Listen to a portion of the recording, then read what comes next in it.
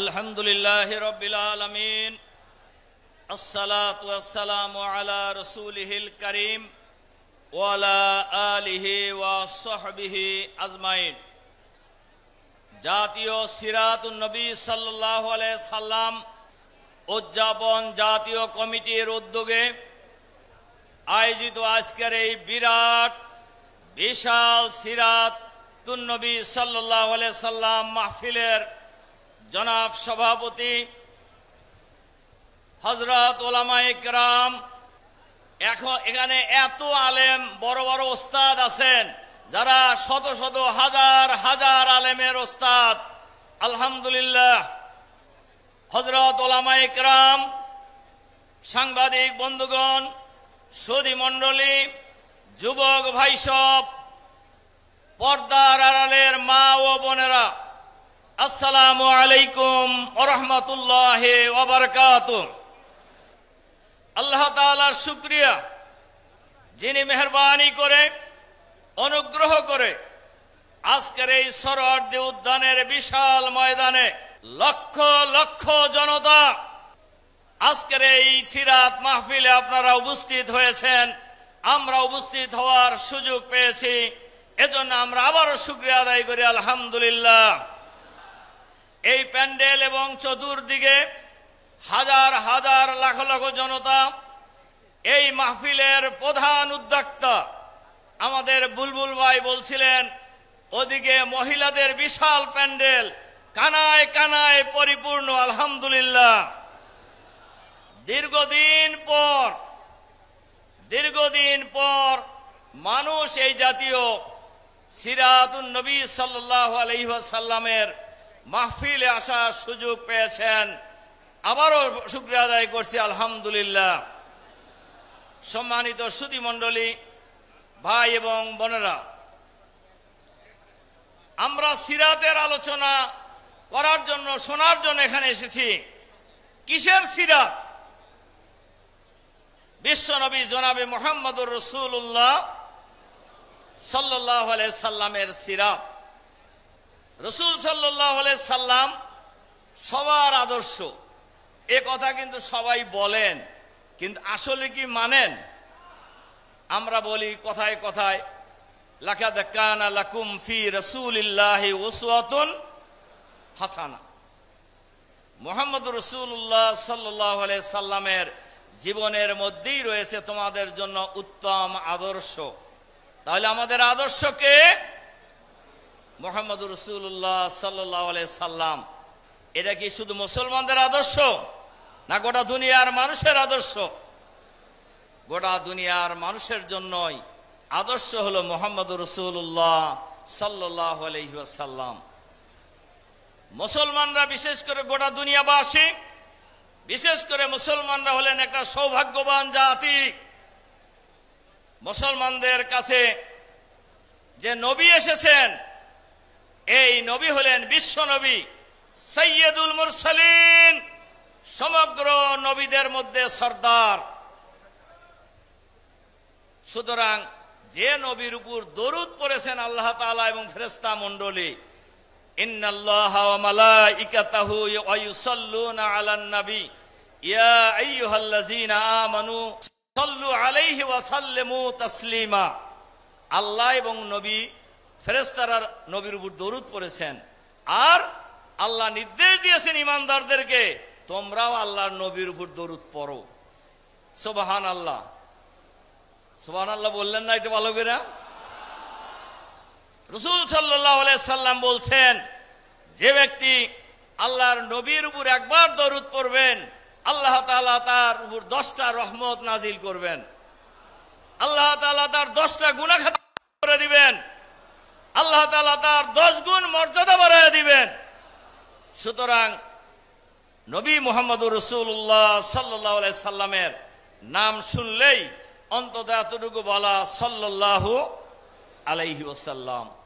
মুহাম্মদ সাল্লাল্লাহু আলাইহি সাল্লাম এই পৃথিবীতে যে জীবন বিধান নিয়ে এসেছেন, যে কিতাব নিয়ে এসেছেন, এই কিতাবের নাম কি? আরো জোরে বলেন, এই কিতাবের নাম কি? আল কোরআন। এই কোরআন পৃথিবীর শ্রেষ্ঠ কিতাব। এই কোরআন পৃথিবীর শ্রেষ্ঠ কিতাব। মানব রচিত বই পুস্তক যা আছে এর মধ্যে তো ভুল আছেই, এমনকি অন্যান্য নবী রাসূলের উপরে যে কিতাব এবং সহিফা নাজিল হয়েছে এগুলো এখন আসল রূপে নেই, কিন্তু আল কোরআন সংরক্ষণের দায়িত্ব নিয়েছেন আল্লাহ তাআলা। কিয়ামত পর্যন্ত এই কোরআন সংরক্ষিত হবে ইনশাআল্লাহ, ইনশাআল্লাহ। সুতরাং এই কোরআনের মধ্য দিয়ে যে আদর্শ এই পৃথিবীতে আল্লাহ তাআলা পাঠিয়েছেন সেই আদর্শের নাম হলো ইসলাম। সে আদর্শের নাম কি? ইসলাম কি কোনো দলের? ইসলাম কি কোনো ব্যক্তির? ইসলাম কি কোনো গোষ্ঠীর? ইসলাম গোটা পৃথিবীর মানুষের মুক্তির আদর্শ। আর এই ইসলামের বাহক হলেন বিশ্বনবী মুহাম্মদুর রাসূলুল্লাহ সাল্লাল্লাহু আলাইহি সাল্লাম, যার জীবনী আলোচনার জন্য আজকের এই বিশাল সিরাত মাহফিল। মুহাম্মদুর রাসূলুল্লাহ সাল্লাল্লাহু আলাইহি সাল্লাম আমাদের আদর্শ ব্যক্তি জীবনে, আমাদের আদর্শ পারিবারিক জীবনে, আমাদের আদর্শ সামাজিক জীবনে, আমাদের আদর্শ অর্থনৈতিক জীবনে, আমাদের আদর্শ রাজনৈতিক জীবনে, আমাদের আদর্শ রাষ্ট্র পরিচালনায়। কি কথা কি ঠিক কইছি না ভুল কইছি? আল্লাহ তাআলা কোরআন শরীফে মুহাম্মদুর রাসূলুল্লাহ সাল্লাল্লাহু আলাইহি সাল্লামকে কেন পৃথিবীতে পাঠানো হয়েছে এই সম্পর্কে আল্লাহ তাআলা বলেছেন, হুয়াল্লাযী আরসালা রাসূলাহু বিল হুদা ওয়া দীনিল হক লিইয়ুযহিরাহু আলাদ-দীনি কুল্লি ওয়ালাউ কারিহাল মুশরিকুন ওয়ালাউ কারিহাল কাফিরুন ওয়া কাফা বিল্লাহি শাহীদা। আল্লাহ তাআলা নিজেই বলছেন তিনি সেই মহান সত্তা যিনি মুহাম্মদুর রাসূলুল্লাহ সাল্লাল্লাহু আলাইহি সাল্লামকে দ্বীনে হক সহকারে, হেদায়েত সহকারে, কোরআন সহকারে এই পৃথিবীতে পাঠিয়েছেন, যাতে করে মানুষের তৈরি করা যত আইন কানুন আছে সমস্ত আইনের উপর লিইয়ুযহিরাহু আলাদ-দীনি কুল্লি, সমস্ত দিনের উপর ইসলামকে বিজয়ী করতে পারেন। সুবহানাল্লাহ। আর এই কাজ তাহলে এই কাজ ফরজ না নফল? আল্লাহর নবীকে এই কাজ করেন নাই, করছেন কি না? মুহাম্মদ সাল্লাল্লাহু আলাইহি সাল্লাম উনি কি যুদ্ধের ময়দানে সেনাপতি ছিলেন না? উনি কি রাষ্ট্রের রাষ্ট্রপ্রধান ছিলেন না? এখন যদি ইসলামের কথা যারা বলে তারা যদি রাষ্ট্রপ্রধান হয় তা আপনি কি এটা কি নাজায়েজ হবে নাকি? এটা কি অসুবিধা আছে? কিন্তু ইসলামকে যারা পছন্দ করেন না, ইসলামী শাসন ব্যবস্থা প্রতিষ্ঠিত হলে, ইসলামী আইন চালু হলে, একটি ইসলামী কল্যাণ রাষ্ট্র চালু হলে যাদের অসুবিধা তারা কিন্তু এই বিরোধিতা করে। এই বিরোধিতা কি এখন করে না, আগেও করত? মুহাম্মদ সাল্লাল্লাহু আলাইহি সাল্লামের সময় করে নাই? এ কারণে আল্লাহ তাআলা বলছেন ওয়ালাউ কারিহাল মুশরিকুন ওয়ালাউ কারিহাল কাফিরুন, যারা মুশরিক এবং কাফের, যারা অস্বীকারকারী, দিনকে কোরআনকে অস্বীকারকারী, আল্লাহর নবীকে অস্বীকারকারী, এটা তাদের জন্য মন মতো হবে না, পছন্দ হবে না। কিন্তু আল্লাহ যে তার নবীকে এই কাজের জন্য পাঠিয়েছেন, আল্লাহ বলছেন ওয়াকাফা বিল্লাহি শাহীদা, এজন্য আল্লাহর সাক্ষী যথেষ্ট। সম্মানিত সুধী মণ্ডলী, ভাই এবং বন্ধুগণ, এজন্য আমি আপনাদের কাছে আহ্বান জানাতে চাই, আমাদের 56,000 বাংলাদেশের, আমাদের প্রিয় জন্মভূমি 56,000 বর্গ মাইলের এই বাংলাদেশে যদি আল্লাহর রসুলের আনিত জীবন বিধানের ভিত্তিতে একটি ইসলামী কল্যাণ রাষ্ট্র চালু হয়ে যায়, তাহলে কি আপনাদের কোনো অসুবিধা আছে? আমার মনে হয় কারোরই অসুবিধা থাকার কথা নয়। ইসলাম প্রতিষ্ঠিত হলে, ইসলামী কল্যাণ রাষ্ট্র চালু হলে যুবকের যেমন লাভ, যুবতীরও লাভ, পুরুষের যেমন লাভ, মহিলারও লাভ, মুসলমানের যেমন লাভ, অমুসলিমেরও লাভ। ইসলাম সকল নাগরিকের অধিকার নিশ্চিত করেছে, সকল ধর্মের মানুষের ধর্মীয় অনুষ্ঠান পালন নিশ্চিত করেছে। সুতরাং ইসলাম প্রতিষ্ঠিত হলে নারীদেরও ভয়ের কোনো কারণ নেই, অমুসলিমদেরও ভয়ের কোনো কারণ নেই। কারণ আছে তাদের যারা দুর্নীতিবাজ, তাদের ভয়ের কারণ আছে। যারা সন্ত্রাসী কর্মকাণ্ড করে তাদের ভয়ের কারণ আছে। যারা চাঁদাবাজ, যারা দখলবাজ, এদের ভয়ের কারণ আছে। তার কারণ ইসলাম প্রতিষ্ঠিত হলে চাঁদাবাজি থাকবে না, সন্ত্রাস থাকবে না, দখলবাজি থাকবে না, দুর্নীতি থাকবে না, বিদেশে পাচার করার কোনো সুযোগ থাকবে না। সব জায়গায় সিল করে দেওয়া হবে ইনশাআল্লাহ। এরকম একটি সমাজ ব্যবস্থা আপনারা চান না? আমরা সবাই চাই, দল মত নির্বিশেষে আমরা সবাই এ ধরনের একটি সমাজ ব্যবস্থা চাই। খালি চাইলেই কি হবে? কি চাইলেই হবে?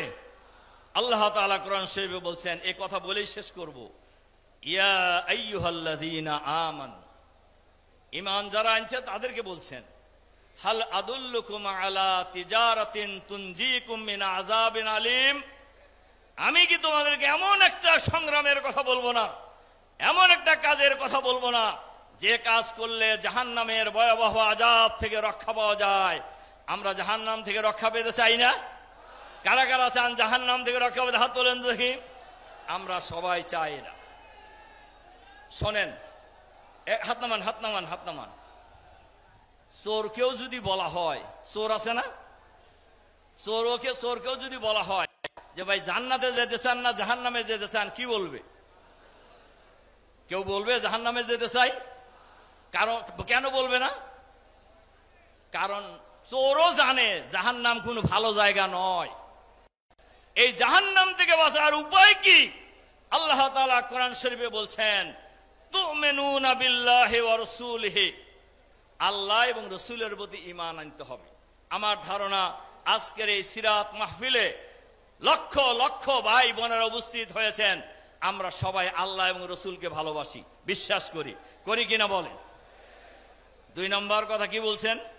অতুজাহিদুনা ফি সাবিলিল্লাহি বিআমওয়ালিকুম ওয়া আনফুসিকুম, নিজেদের জান এবং মাল দিয়ে আল্লাহর দ্বীনকে বিজয়ী করার জন্য লড়াই করতে হবে, সংগ্রাম করতে হবে। এ কথা কে বলছেন? এ কথা কি কোনো মাওলানা, কোন পীর সাহেবের, কোন দলের? এ কথা কার? তাহলে দ্বীনকে বিজয়ী করার জন্য লড়াই করতে হবে, জিহাদ করার কথা বলছে। জিহাদের কথা শুনলেই আমাদের সমাজে এক শ্রেণীর লোকদের পায়জামা গরম হয়ে যায়, হয় না? আর এই পরাজিত যে সরকার, ইসলামের কথা বললেই তাদেরকে জঙ্গি বানিয়ে কারাগারে আটক করে রাখা হয়েছে। জিহাদের কথা বললেই জঙ্গি বানিয়ে নাটক সাজিয়ে এই দেশের আলেম ওলামাকে বছরের পর বছর কারাগারে আটক করে রাখা হয়েছে। বাংলাদেশের মাটিতে এই পরিবেশ আমরা আর তৈরি হতে দেব না, দেব না ইনশাআল্লাহ। এই দেশ খান জাহান আলীর বাংলাদেশ, এই দেশ হাজী শরীয়তুল্লাহর বাংলাদেশ, এই দেশ শাহজালালের বাংলাদেশ, এই দেশ তিতুমিরের বাংলাদেশ, এই দেশ পীর মাশায়েখ আলেম ওলামা আউলিয়ার বাংলাদেশ। এই বাংলাদেশে আগামী দিনে কোরআনের সমাজ কায়েম হবে ইনশাআল্লাহ। এজন্য আমরা সকলেই ঐক্যবদ্ধভাবে ভাই এবং বোনেরা সর্বত্রই আমরা সংগ্রাম চালিয়ে যাব। আমাদের সংগ্রাম চলতেই থাকবে। হয় আমাদের এই জন্মভূমি বাংলাদেশে কোরআনের সমাজ কায়েম হবে, নইলে আমাদের লড়াই চালিয়ে চালিয়ে আমরা নিঃশেষ হয়ে যাব। মাঝখানে বিরোধী গ্রহণের কোনো সুযোগ নেই। সেই সংগ্রামে সংগ্রামী ভাই বোনদেরকে অংশগ্রহণ করার আহ্বান জানিয়ে আমার বক্তব্য এখানেই শেষ করছি। আল্লাহ হাফেজ। বাংলাদেশ জিন্দাবাদ।